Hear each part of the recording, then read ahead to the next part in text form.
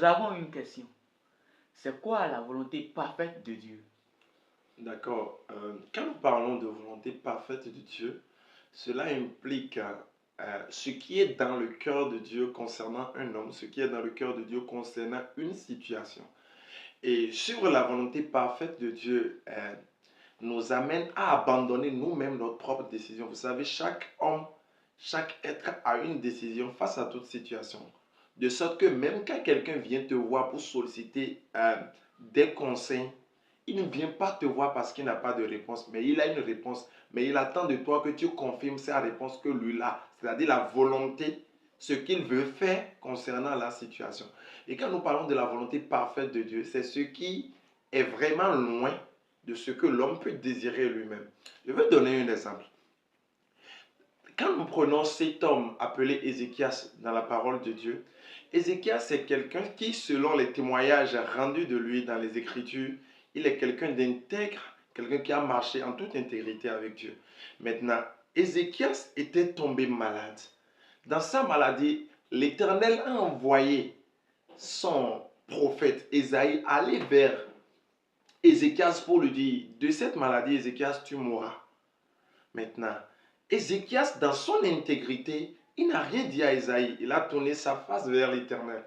Et il a répandu d'abondantes larmes, selon les Écritures, envers Dieu, demandant une grâce. Et vous savez, il est écrit dans Jacques 5, verset 16, que la prière fervente du juste a une grande efficacité. Donc, de cette manière, s'il répand d'abondantes larmes devant l'Éternel, vu que c'est un juste, l'Éternel doit écouter sa prière afin que la parole puisse être confirmée. Donc, ainsi, l'Éternel a écouté la prière d'Ézéchias en lui accordant 15 ans. Ma question, c'est celle-là.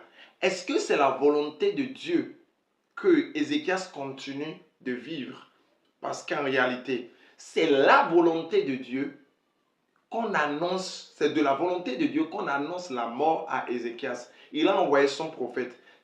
Ésaïe n'est pas venu vers Ézéchias parce que Ézéchias a fait quelque chose de mauvais. La mort dont Ésaïe est venu parler à Ézéchias n'est pas une punition. La mort dont Ésaïe est venu parler à Ézéchias n'est pas pour le punir à cause d'une faute qu'il a commise. Mais la mort, c'était de la volonté de Dieu. Mais vu qu'il est injuste et il demande maintenant qu'on prolonge ses jours, l'Éternel a prolongé ses jours.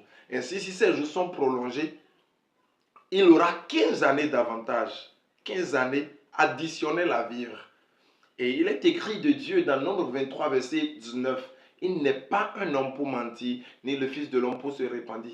Ce qu'il a dit ne le fera-t-il pas? Ainsi, s'il dit je t'ajouterai 15 années, c'est qu'il va ajouter à Ézéchias 15 nouvelles années. Maintenant, à la mort d'Ézéchias, son enfant Manassé, âgé de 12 ans, avait remplacé son père. Et si son enfant a 12 ans et que Dieu a été fidèle en lui accordant les 15 années, cela veut dire que Manassé est né pendant les 5 années de grâce, 5 années additionnelles, pendant les 15 années additionnelles que l'Éternel a accordées à Ézéchias. Et pendant ces 15 années que l'Éternel a accordées à Ézéchias, Ézéchias a donné naissance à son enfant Manassé. Mais regarde ce que Manassé a fait quand il est devenu roi. Quand Manassé est devenu roi, Manassé a reconstruit tous les hauts lieux que son papa avait détruits, les fétiches que son papa avait renversés. Quand Manassé est venu, il a tout reconstruit. Qu'est-ce qu'il est en train de dire au peuple comme ça? Il était en train de dire au peuple que tout ce que mon papa a fait de son vivant, c'était de la folie. Maintenant, je viens avec vous, je viens vers vous avec la vraie solution. C'est que vous me construisez encore tous ces hauts lieux que mon papa a détruits. Et la Bible dit, il fit ce qui est mal aux yeux de l'Éternel. Maintenant, si cet enfant n'était pas né pendant ces 15 années, est-ce que la renommée de son papa ne serait détruite de cette manière? C'est la naissance de Manassé pendant ces 15 années supplémentaires qui a détruit toutes les œuvres que son papa avait réalisées jusqu'au jour où l'Éternel a demandé à Ézéchias, tu dois partir.